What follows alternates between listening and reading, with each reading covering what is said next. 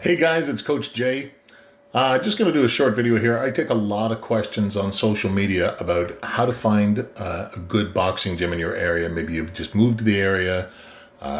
Maybe you're not familiar with the sport. It's very difficult, and a lot of people have different thoughts about this. But I'm going to give you some very, very basic advice on how to find a good gym. The very first thing you want to do is make sure that your gym is registered. It's registered with Boxing Canada, Boxing Ontario. What that does, if they're not registered, they don't have the insurance for you. They don't have protective insurance to help you if you get hurt in the ring or if you get hurt during training. Now, boxing insurance is different than gym insurance. You can get gym insurance pretty much from any insurance company, but boxing insurance it's about $2 million liability. It comes through Boxing Canada. And if they're not registered, then they don't have it. The next thing you want to do is make sure that your coaches are not just qualified, but certified. So I'm going to explain the difference to you. We all in Canada, in the States it goes under the U.S. system, and I could explain that too, but it's mostly for my Canadian fellows. I can do the U.S. in a separate post. We have what's called the NCCP system, the National Coaching Certification Program.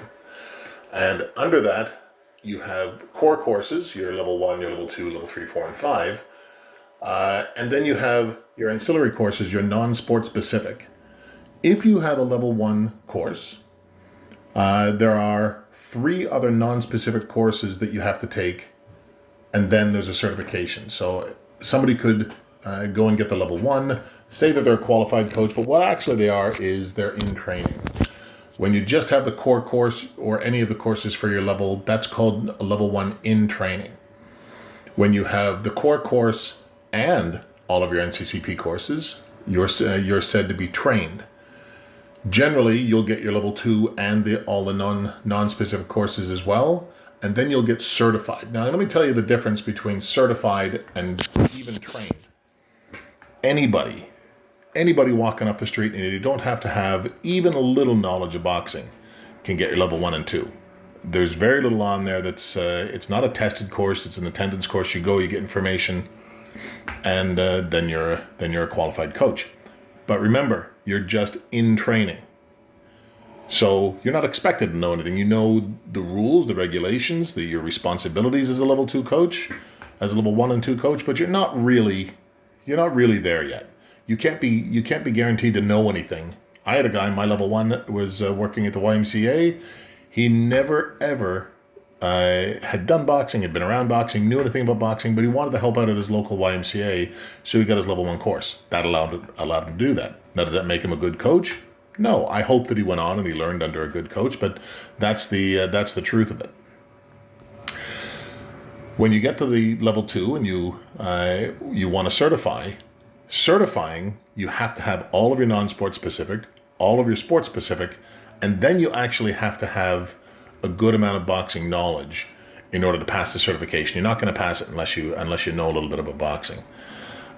So I would say that at the very least, what you want is at least a certified level 2 coach or a level 3. And how you check that, of course, you'll see the things on the wall for the gym. It'll be 2024 registered with Boxing Ontario. For coaches, what you want to do is you want to ask for what's called an NCCP number. For example, my NCCP number is 612-9083, and it'll show you that I am a level 3 coach. Oh, one sec. Just finishing up a quick video. There we go, sorry about that. So my NCCP number is 612-9083. You can look up on Coaches Canada in what's called the locker, and it will show you all of my qualifications. So it should look like this. You see level 3, or competition development, I'm in training. Competition, level 2, I'm certified. Level 1, I'm certified. And then below it, you'll see all the multi-sport courses that I've taken as well. That should be available to you if you just look it up on this site. That I am fully certified for the 2 levels. And the third, I've got, I think, 6 or 7 towards my third. So I'm a level 3 coach, but remember what I said. That means I'm not certified level 3. I'm certified level 2, and I am in training for level 3.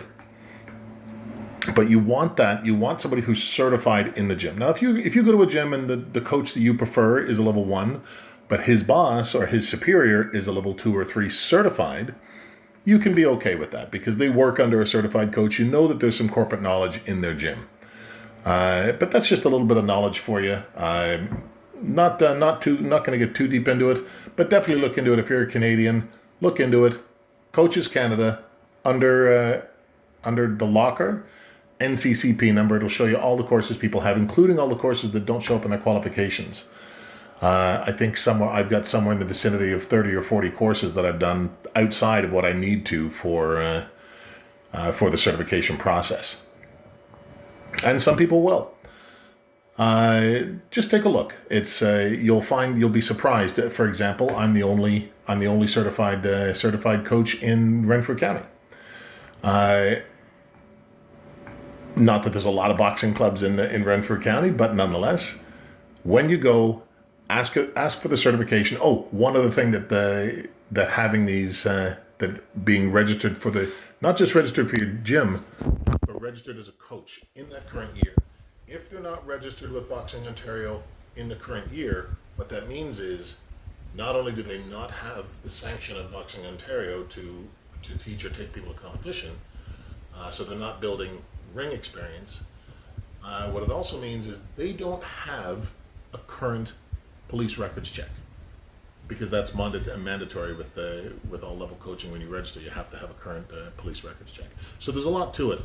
There's a lot, of course, other things that you can look at, but that's the very basic NCCP number. Look it up on Coaches Canada in the locker.